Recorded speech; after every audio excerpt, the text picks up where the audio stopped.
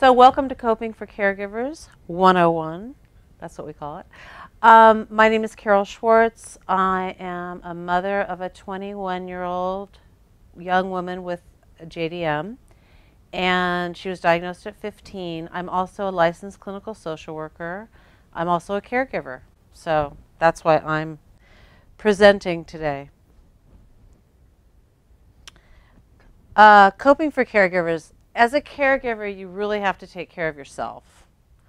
It's not selfish to focus on yourself. I mean, really, you can't take care of someone else unless you are taking care of yourself too. You know what they say on the airplane, you have to put the oxygen mask on yourself first before you put it on your child. Okay, so you are responsible for your own self-care. So here's some tips for self-care. Number one, accept help. This is pretty tough for some of us to either ask for help or accept help. But it's really important to be able to do that. Learn and use stress reduction techniques. We were just talking about meditation, the meditation workshop.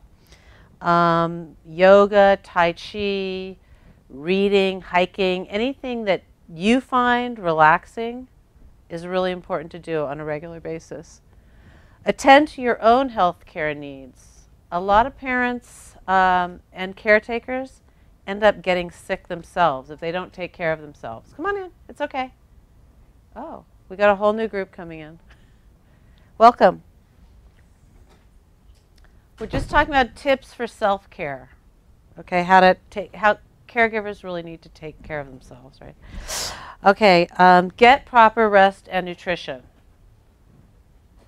Get regular sleep. Exercise regularly, even if only for 10 minutes. It's better than nothing, right?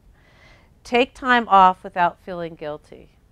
Take time off as your job as a caregiver. Get someone else to watch your kids for you. Just for a little bit, at least every week. It's really important.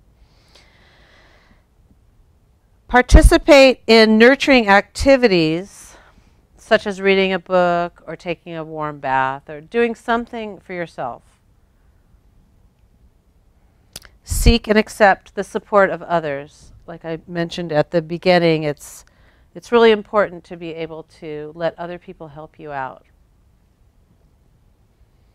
Seek supportive counseling when you need it, or talk to a trusted counselor, friend, or someone from your church or temple.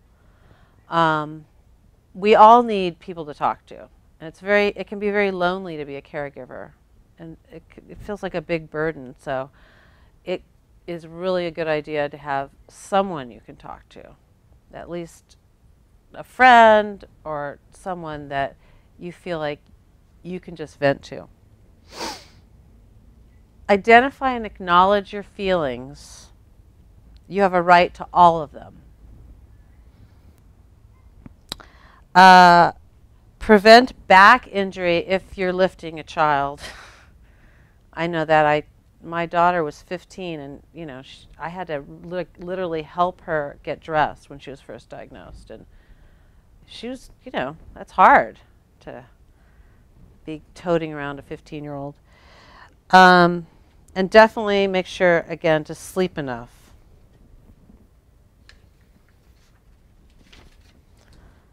Respite care. This is something that caregivers generally have a hard time accepting. Respite care is taking a break for yourself and having your child be somewhere where they're safe. So it might be hard to imagine leaving your child if they're sick in someone else's care, but taking a break can be one of the best things you can do for yourself as well as the person you're caring for. Okay, you can really just start to have caregiver burnout if you don't do this. It could be that you just need a day to yourself or a few hours, or it could be that you need a weekend. But it's really important. You don't want to get burned out. Support. Seek support of other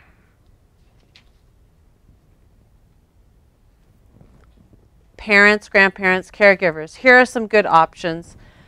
You definitely have to join CureJM. And there's also peer support groups through CureJM. Chapter groups.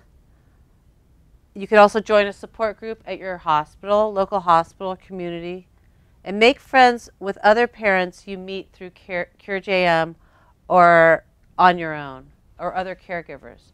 It's really important to have someone you can talk to that is going through something similar to what you are. Because like I said, it can be very lonely to be a caregiver.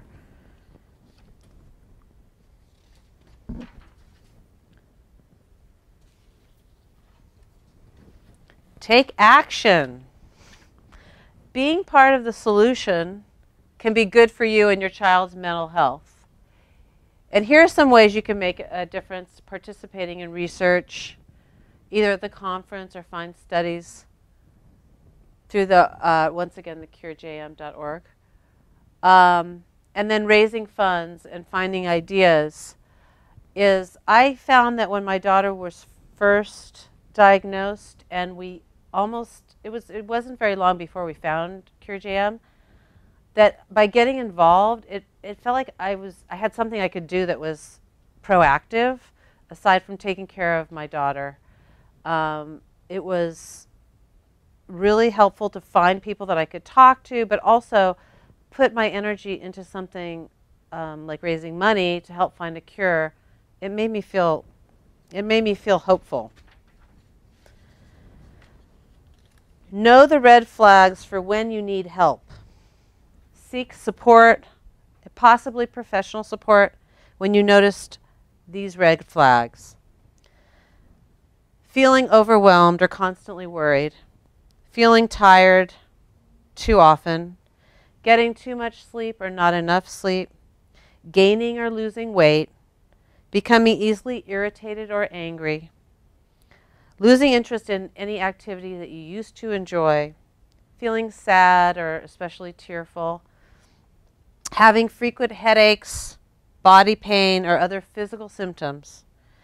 And abusing alcohol or drugs, including prescription medications, to give you relief.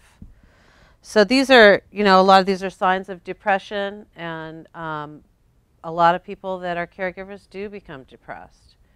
And it's really important to find other outlets besides, alcohol or anything that could be hurting you during these times. So that's when you might turn to a therapist or your medical doctor.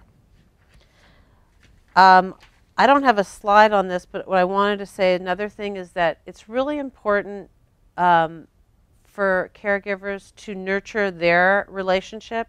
Either if you're a parent caregiver, you can also all of a sudden just stop putting energy into your partner.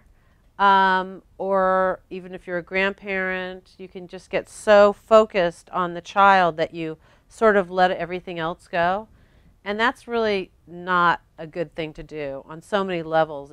There are a high rate of divorces in situations where there's a child with chronic illness, because one parent might just spend so much time focused on the child and not include the other person, and it just can get very messy. And it's really important because that relationship is important.